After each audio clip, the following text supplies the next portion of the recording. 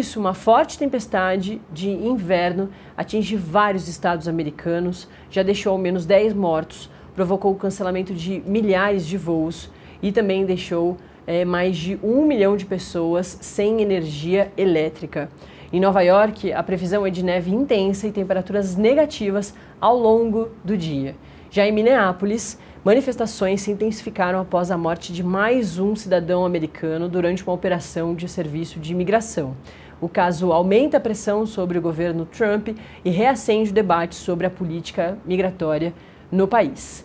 Quem vai trazer todos os detalhes sobre esses diversos episódios diretamente lá dos Estados Unidos é o nosso correspondente em Nova York, o Pedro Paiva, que está aí tremendo de frio. Pedro, é um prazer te ter aqui. Aqui para o Brasil é bom dia para você, aí ainda é madrugada, noite. Enfim, fala pra gente a hora que é aí e, claro, né, qual é a temperatura que está nesse momento. Bom dia, Natália. Bom dia também para todo mundo que nos assiste aí no Brasil. Nesse momento, aqui em Nova York, são 2 horas a menos do que o horário de Brasília, então 6h13 da manhã, mas como é inverno, demora para amanhecer, né? Tá começando a amanhecer mais perto das 7 horas da manhã. E nesse momento, aqui em Nova York, tá menos 14 graus. A sensação térmica, menos 17. E aqui, Natália, não tem previsão de nenhum dia com temperatura acima de zero, pelo menos nos próximos 10 dias.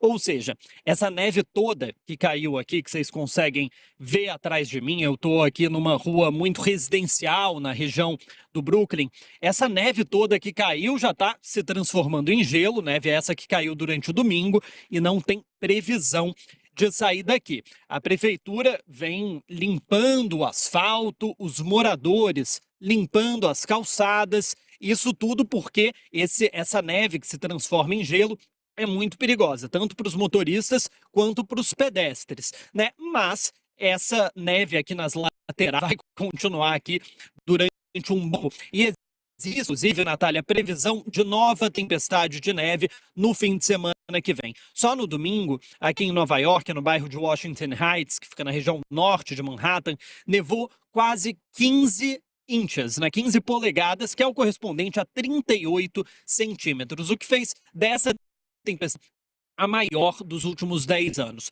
Mas não foi uma tempestade que afetou só Nova York, né? Na verdade, foi uma tempestade que atingiu uma região de 3.700 quilômetros, começando lá entre Oklahoma e o Texas, no sul do país, subindo até Maine, aqui no extremo nordeste dos Estados Unidos, né? Como você bem colocou, mais de 1 milhão de pessoas ficaram sem energia elétrica, sobretudo nos estados do sul dos Estados Unidos, onde o inverno geralmente é menos rigoroso, eles não têm, né, o preparo para lidar com a quantidade de gelo que caiu durante essa tempestade. E ontem de noite, o último levantamento é que ainda mais de 500 mil de americanos estão sem fornecimento de energia elétrica. Isso, obviamente, é muito perigoso, principalmente porque sem energia, muitos sistemas de aquecimento param de funcionar. E como eu falei para vocês, essa tempestade ela trouxe não apenas gelo e neve, como também um frio muito intenso, né? Mas aqui em Nova York, hoje, em princípio, é um dia onde as coisas começam a voltar ao normal, as crianças voltam às escolas, o sistema de metrô segue funcionando, mas para quem precisa sair de carro, tem uma pessoa aqui tentando sair.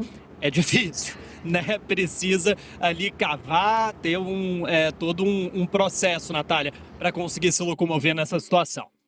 Caramba, Pedro. Sensação térmica de menos 17. Eu nunca estive numa sensação dessa. Eu não consigo realmente ter ideia do que se sente. Se é dormência nos dedos, o rosto também deve dar aquela congelada. A gente está te expondo por um tempinho, daqui a pouco o Pedro vai já se aquecer de novo. Mas deve ser também extremamente incômodo. E é claro, né, tem um trabalho aí do governo forte para conseguir dar abrigo a essas pessoas que, pessoas em situação de rua, a população mais pobre, que não tem acesso muito, né, à energia elétrica, aos aquecimentos, mesmo como você vem relatando, mesmo quem tem acesso, por causa da falta de energia elétrica, 1 milhão de pessoas ficaram sem luz. também é um problema das pessoas ficarem sem o aquecimento, né? É realmente caótico. A gente às vezes olha as imagens e acha que é só uma coisa curiosa, pode ser engraçada, e tem diversos lados aí curiosos, mas tem, claro, questões muito sérias. Gente sem luz, os aviões, né? Teve acidente aéreo e mortes relacionadas a essa situação, não só em relação aos acidentes, mas gente que morre de frio mesmo, né? Exatamente. O número de mortos, na verdade, nacionalmente, já chegou a 21, mas esse número tende a crescer, Natália. Isso porque tem muitas mortes que aconteceram durante o domingo que ainda estão sendo investigadas se aconteceram de fato por conta de algo relacionado a essa tempestade, né? Só aqui em Nova York, a prefeitura abriu 10 centros de aquecimento, como eles chamam, que são exatamente espaços, abrigos, para que pessoas que ou estão sem energia elétrica e sem aquecimento em casa, ou pessoas em situação de rua, possam ir e se abrigar. Mas aqui em Nova York também existem algumas mortes que estão sendo investigadas, muito provavelmente relacionadas a essa temperatura extrema. Você mencionou os aeroportos, né? O caos aéreo gerado por essa tempestade foi quase semelhante ao início da pandemia da Covid-19. No domingo, 11 mil voos foram cancelados aqui nos Estados Unidos, chegando perto do recorde no início da pandemia, que foi de 12 mil. Ontem foram mais de 5 mil voos e hoje, né, eu chequei a última informação às 5 horas da manhã aqui no horário da Costa Leste, já tinha pelo menos 1.200 voos cancelados por aqui. Então é um caos generalizado. É lindo, de fato, é muito bonito, principalmente para a gente, né, que não está acostumado com isso, mas o frio extremo que você me perguntou, algumas coisas que acontecem nessa temperatura.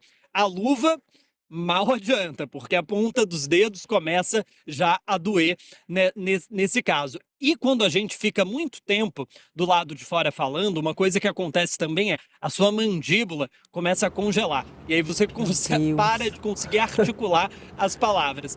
Mas vou te falar que depois, esse já é meu quinto inverno por aqui, a gente vai se acostumando.